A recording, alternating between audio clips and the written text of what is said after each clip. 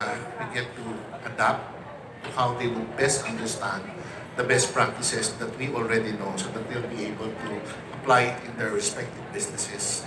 Because sometimes their mindsets are still way, at least towards being conservative versus the way we are doing it now. The technology is already disrupting things. So somehow we're trying our best to keep the entrepreneurs in the region updated the world standards. I'd like to ask Professor Dominic, in terms of the innovation that we are talking about, I just would like to clarify whether it is something, it has to address a customer need. It's not just innovation for innovation's sake, right? Well, that is correct, and but you always start from a baseline, right? So in healthcare, there's a certain way that services are provided, financial services, transportation services, etc. So you have a baseline of service provision, and then the innovation presumably does it better. I'll give you a simple example. In the United States, when you buy a house, most of the time you need a mortgage. So you go to a bank and you apply for a mortgage. The typical response time for a regular bank is maybe 2 or 3 weeks. So for 2 or 3 weeks, you don't know if you qualify.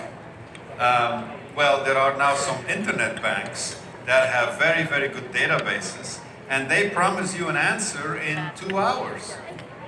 So you apply at 9 o'clock in the morning, by 11 o'clock you know whether or not you qualify for a loan, which means you can then go to the to the seller, and say, I qualify to buy this house. So it's the same service, it's a mortgage, but the speed of delivery is so much faster that you have fulfilled a need here, which is the need for rapid response. So that's basically innovation in terms of process. But before we proceed, I'd like to welcome our other panelists. Mr. Salvador Lopez, please come on stage. Please join us.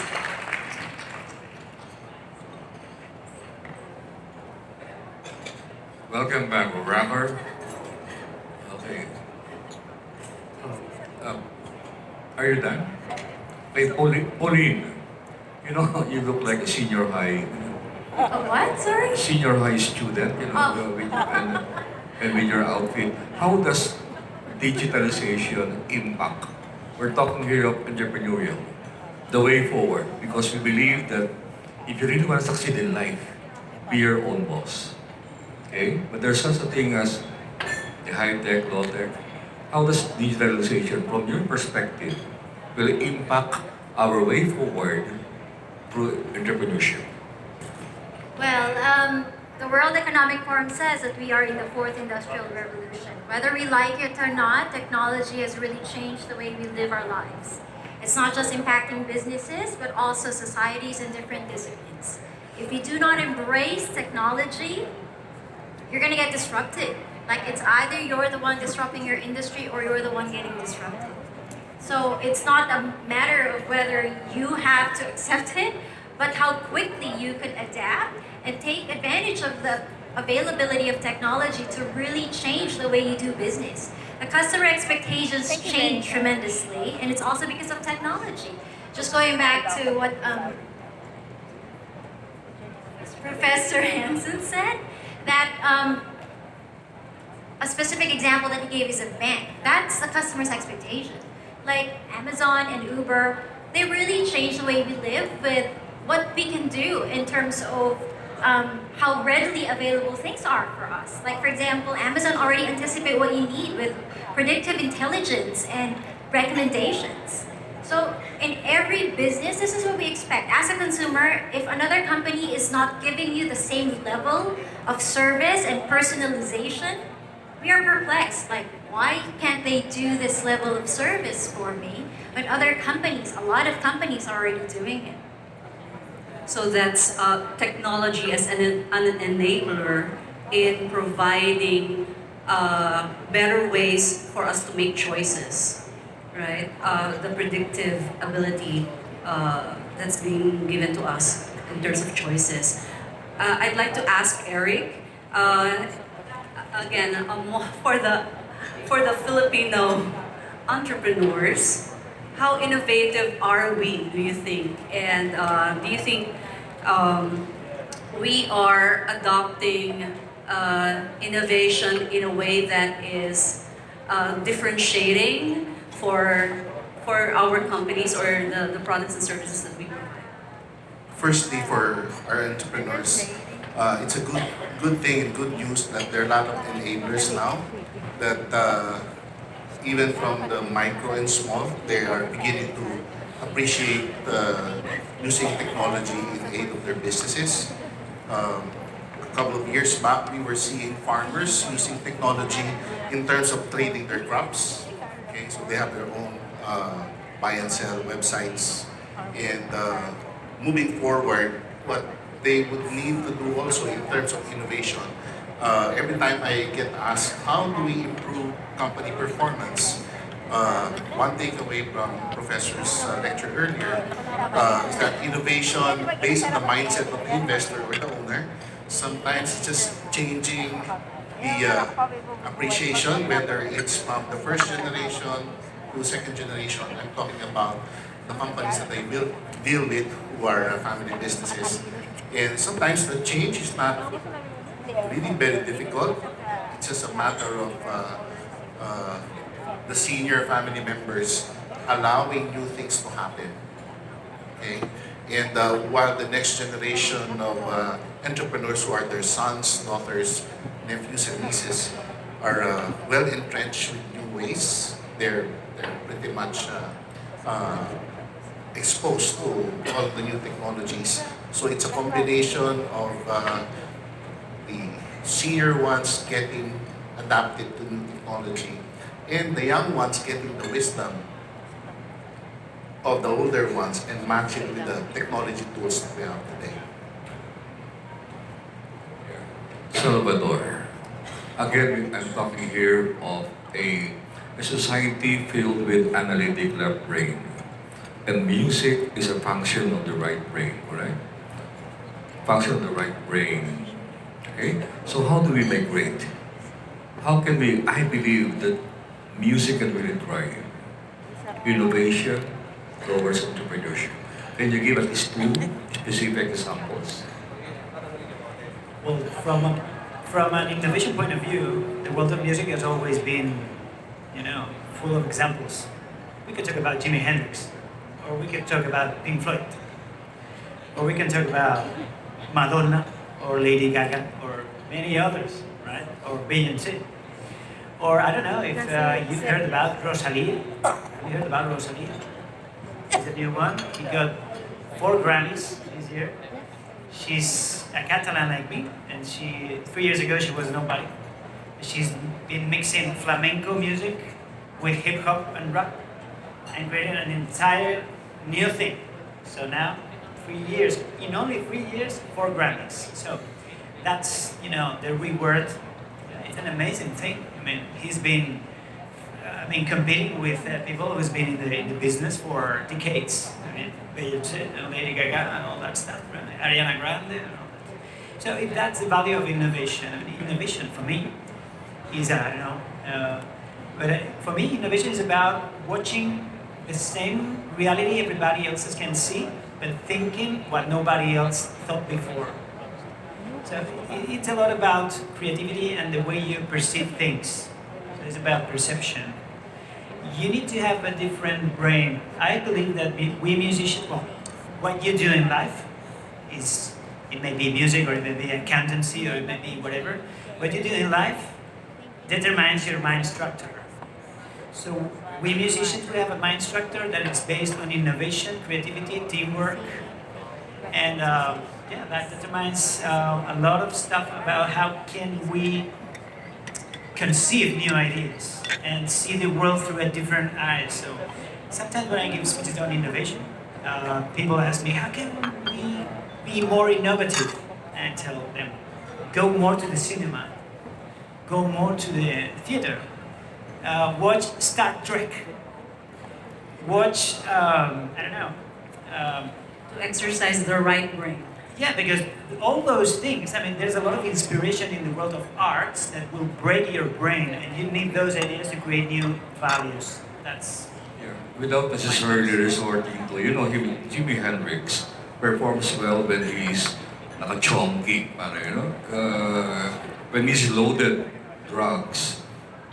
Probably I'm looking for a natural way of really appreciating music without the help of external, booze and Interestingly, Salvador mentioned something about the idea of fusion to create something innovative, right? You talked about kata- the fusion of music Oh, yeah, by exactly. this artist, yeah, she's and you create a new space for your brand. I think that's one way. It's one way of innovating. Fusion, like in food, for example, fusion of Brazilian and American food. You call it something. we're fusing all the time things. I mean, if you what do you get if you mix pop music with rock music? Pop rock. What will we call that? Easy. Yeah. What if you mix funk music with heavy metal music? You get funk metal. That's it. Call What it if you something mix- else. So we Yeah. musicians we're all the time mixing things, right? What do you get if you mix a bakery with a coffee shop? Starbucks. You get Starbucks, or I don't know if you know this brand, Pole, which is a very famous bakery. Exactly. Now they are into restoration because they are mixing things that were separated. That's one of the main strategies to create new things, new ideas. But for me, it's always about finding new questions. That's why I work on questions. New questions will lead you to new answers. Forget about the old questions. That's also where I work. In terms of innovation, that's why I was asking Professor Dominic. When we innovate, we make sure that it answers a question that somebody else is looking for, and not inventing something that answers a question nobody's asking. It's also questioning the answers. It's not just answering the questions, but questioning the answers as we know it. It's really, challenging the status quo and being defined, not being defined with how things are done, defining new ways to, run the business. Yeah, and very important there is innovation is really walking the talk. You have to go out of your comfort zone. Like one time I was talking to a group of clergy people, priests, who are teaching seminarians, and the topic is about physics, the three states of matter. So how do you teach now this particular subject with music in mind? Because they love music, these are so I just said, our lesson for today is about the three states of matter. You'll be the solid, you'll be the liquid, and you'll be the gases. And now, and they love it. So when I went back to analytic and asked them, they were able to recall rather than teach in a very linear way. So part of innovation is, I think, being creative, being childlike, but not childish. Correct? So Pauline, my trouble is our age difference is very obvious. Okay? Help me. You'll be surprised. Yeah, I know you're 45. So, just kidding. How would you help someone of my generation appreciate digital in a non-threatening way? Unthreatening way. I do that all the time.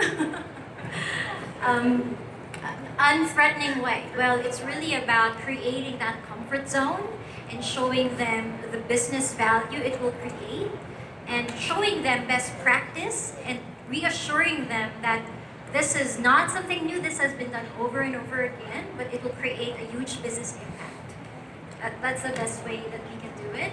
And it doesn't really matter, it's not just about our age difference, but anybody who really wants to move their business forward. And I believe as business leaders, like everybody has that ambition. And it all goes back to what they believe as a business, how they could make that even truer in the 21st century. Okay, let's open the floor to our audience, please. Questions for our rock star? That's a very good question. Can we have the next one, please? Yes, please, please. Why don't you just... Yes, my name is Keith Duncan with Sweet Foundation. Okay, there's a after. Yes, sir. Okay, the question is very simple. What is the marketing method to bring millions of foreign spenders to the Philippines? Not foreign investors. Foreign spenders will be the biggest transfer of wealth one way into the economy. What do you suggest? Eric, why don't you give your thoughts? I like that problem.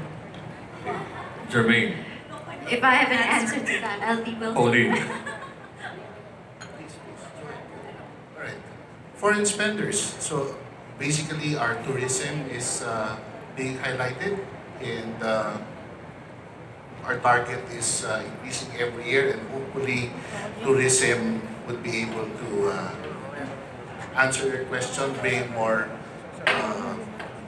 foreigners to appreciate the Philippines and what we have to offer in terms of products and services. Because pretty much the brand of the Filipinos is actually service. Somehow we have millions of Filipinos abroad, and the best way to experience it actually is to come over. I think I have, can I take a shot at that? I think it's our population, we are a young population, and therefore, if you target that young population, the long-term economic value for your business would be, you could just imagine the opportunity there. To me, it's gonna be sell experience, sell the moments. After this event, I will bring home with me the moments of being part of a World Marketing Summit.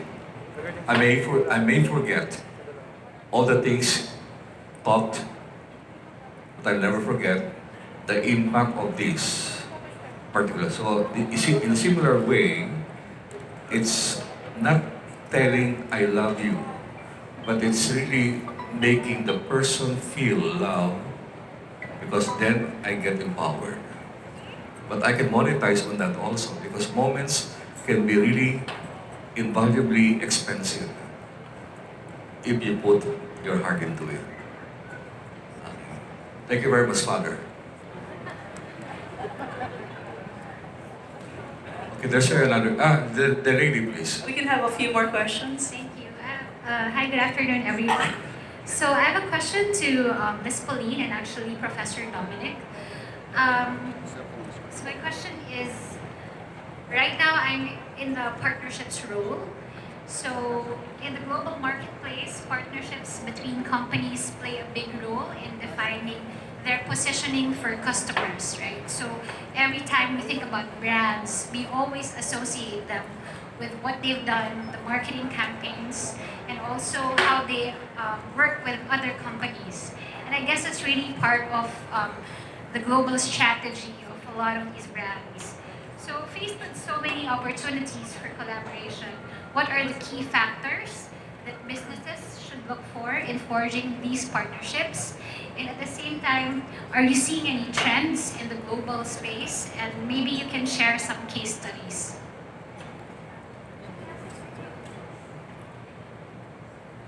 Excellent question. On the first one, I would say is if the partners have non-overlapping skills that complement each other. I am good at A, you're good at B, we need both A and B, let's work together. That I think is absolutely key. I see a lot of examples here. This is sort of an area, at least in the US, that's really mushrooming now, is in partnerships in the form of sponsorships. So let me, for example, but not only, but for example with sports. So there is in the US, and maybe they're here too, a major retailer of office equipment, Staples. Well, that's a nice business, but frankly, it's not very exciting. They're selling paper and pencils and computers and trash cans and so forth. Okay. Well, what did they do? There is a major sports venue in Los Angeles, which is now called Staples Center. And what happens at Staples Center? Basketball and ice hockey. Those are exciting things. So the partnership is basically that Staples, the company, injects money into the Staples Center. In return, they get the association with something exciting, which the company is not, because they're selling office equipment. So that's, you asked for an example, that's one example that comes to mind, and of course there are many others. Exactly what Professor Hansen said. It's really the skills, the strengths, and the size of the business. Like, in terms of like the available technology, it's really hard to be able to be an expert in all of the technology that's available to businesses. So that's the fastest way. And also geographical expansion. That's one way that you could look at things. We are in a world in business of no borders anymore. If you want to be able to capture a different audience, it's a better idea for you to partner with somebody already on the ground rather than really like testing the market on your own, and being more relevant to that market and that target audience, and fostering the right partnership, not just of the strengths, but also the vision of the businesses, and also the diversity and the values of the businesses. Because at the end of the day, when you partner with companies, you're really like getting into bed with them, and you need to make sure that you have an aligned vision and you have the same heart to serve the consumers. Thank you. Okay, 0-0 time. Maybe just to wrap up this panel, I'd like to ask, if I may, Mr. Henry, this question for each one of you. So, for our Filipino panelists, much as Pauline, you are based in Australia, is entrepreneurial really the way to go for us? Entrepreneurial marketing, the way to go for us to have inclusive growth in the Philippines? That's for the two of you. And then Professor Dominic and Mr. Salvador, okay, what would be your advice for us here so that we can propel that mindset for the Philippines? Okay, for our entrepreneurs to be able to scale up, since the economy is composed of 96% or more coming from the small and micro, entrepreneurial marketing is still towards that growth level, because most of them are still on the stage of referral system, see, and somehow for them to be able to move faster is to learn these new technologies that everybody's using already as far as best practices of large companies are concerned. There's already that acceptance, but somehow the structure has to be strengthened in the regions. And that's what we're actually doing with our campaign, Sir Henry and I, and some of our colleagues who are in the room. And we're not going to stop until we see them really accelerating their businesses to the level that we would like them to be in. One question for you, Eric. What are the challenges? Number one, it's the fear. The fear. They're always afraid of something. Like number one, it's expensive. Technology is expensive. Innovating is expensive. And the mentality of always getting it for free. Some of our countrymen, sorry to say, when you give them something for free, what we tell them actually is that you have to graduate from being given the free things that give your businesses a boost. So somehow when we do mentorship, after that they need to scale up, and that has certain costs. That has to break barriers in terms of their wanting to learn more and do more. So that's it. Thank you, Eric. Thank you. Thoughts? So your question was, Is entrepreneurial marketing the way to go for inclusive growth here? I I So we believe help our brothers and sisters. I believe business is a great platform for change. I believe business leaders, we have a responsibility to really create that impact, not just in the businesses, not just with the consumers, not just with our employees, but to create a positive social impact to the world. I mean, I have to say, like, 2020 has been very challenging for the world. With the coronavirus looming and with where I came from, like the bushfires and also the Taal volcano. As business, it's important for us to not just think about growth, but also think about how we can all come together to create that positive social impact. And more than just, thinking about how we can move forward as a country, I think this is really something that we need to look at in terms of when we think about moving forward the Philippines and globally. Thank you. Yes. I would definitely, the answer to your question is definitely yes. In other words, entrepreneurial marketing is the way to go. And the reason is as follows. Number one, and we've heard several examples of that throughout the day, there are exceptions, but large companies are generally not very good at innovation because they're large, they're bureaucratic, they're set in their own ways, they're slow. Innovation tends to come from entrepreneurial entities. Now, a lot of these entrepreneurial entities then get bought up by a large company, and that's fine because then the entrepreneur does very well and the innovation gets bigger and bigger. Okay? So number one, definitely yes. And then in terms of how to propel it, look, either you have access to a good venture capital market or you don't.